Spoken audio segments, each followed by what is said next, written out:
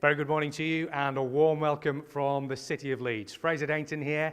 You may remember me from one or two boxing events in the past, but I'm delighted to say that I'm joining the Matchroom team and I'm looking forward to bringing you some behind the scenes action, some great interviews and all the build up as we look forward to some great fights over the coming weeks. Starting here in my home city in Leeds, it's great to be back here. Lara-Warrington, of course, in action at Headingley on Saturday night in front of 20,000 plus. It's going to be epic. All the build up to come, of course, and that starts with Media Day here today. We've got the press conference. Let me take you through here at the Queen's Hotel into the ballroom. It's absolutely beautiful in here. It has to be said. It's all been done out very nicely, as you will be able to see.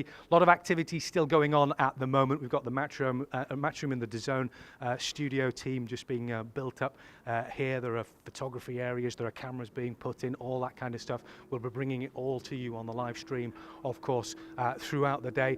By the way, the weigh-in tomorrow, doors open at 12 o'clock. It's open to the public at Leeds New Dock over by the Armouries. The weigh-in itself starts at 1 o'clock. So if you're in the area, get yourself down. It should be a fantastic atmosphere. It'll give you a real good idea of what it's actually going to be like in Headingley on Saturday night. And a Leeds crowd, when they are in full flow, they make one hell of a noise. That I can testify.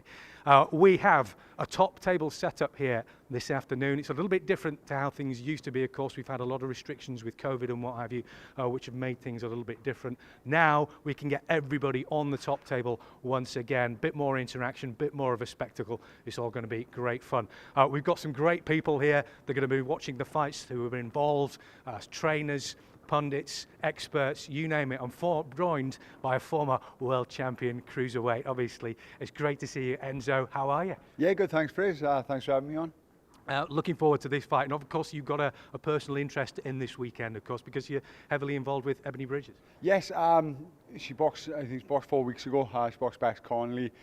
She trains in America with Brian Cohen, and there was obviously the restrictions because she's not a US citizen. She wasn't allowed back into the US where she trains. So I had a phone call a couple of weeks before the Bex Connolly fight. Would I be interested in looking after Ebanie for the 3.5 weeks that she's here? And yeah, it was a no-brainer. I've always wanted to get into the pro style of training. I think I know what I'm on about half the time. So yeah, it's been good.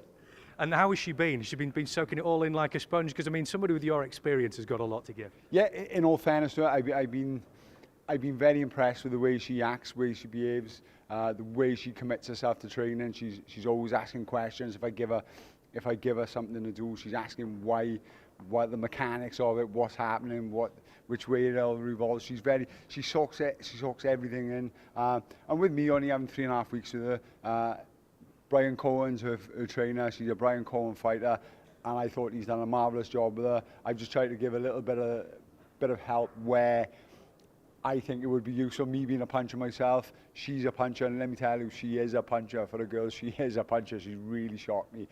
So I just put a couple of things in to get the best out of her punches and land them punches a little bit better. And it's been great. It's been a good laugh as well.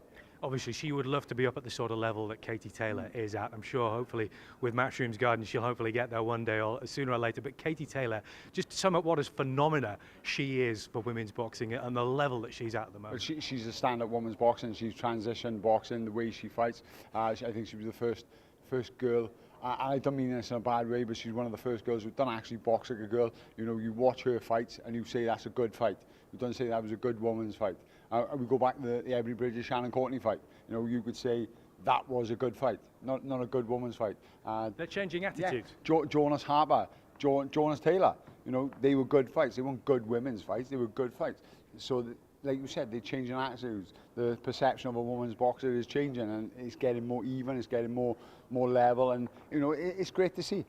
Looking forward to the main event as well, Lara-Warrington against Maurizio Lara for the second time. The first fight was a horror show for Josh, wasn't it? I mean, to come back straight away with a rematch against a guy like that who we now know really has massive power. This is a massive gamble for Josh. Yeah, it's a massive gamble, it's a massive ask. I remember before the first fight, I was just doing an interview with Emmanuel Navarrete, who's one of the best about it, the super feather, and he said Lara was the hardest punch he'd ever faced, boxing or sparring or fighting.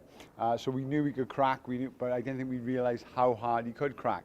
And I remember after the fight, I put a tweet out, and I remember saying, if it was one person, the lack of crowds affected through the lockdown, it would be Josh Warrington, because he feeds off the crowd.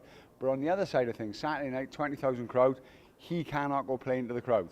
He cannot go play into the crowd. It's massive pressure, isn't it? Yeah, it's massive pressure. He's got to stick to a job. He's got to stick to a game plan. I'm sure they've got a great game plan, but he's got to stick to it. He can't play to that crowd. He can't try and get them excited. He's got to do it. I know it's an entertainment business, but for him to get that win, he's got to be methodical at everything he does. He can't make more mistakes.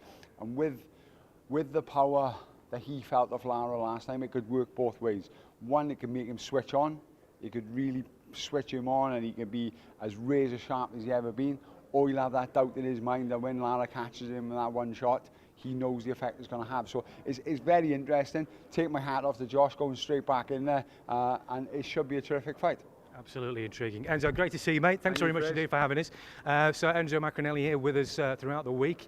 We'll be speaking to him. We'll be speaking to a whole host of others as well. There's so many great big stars here. Everybody in town here in Leeds, looking forward to Saturday night.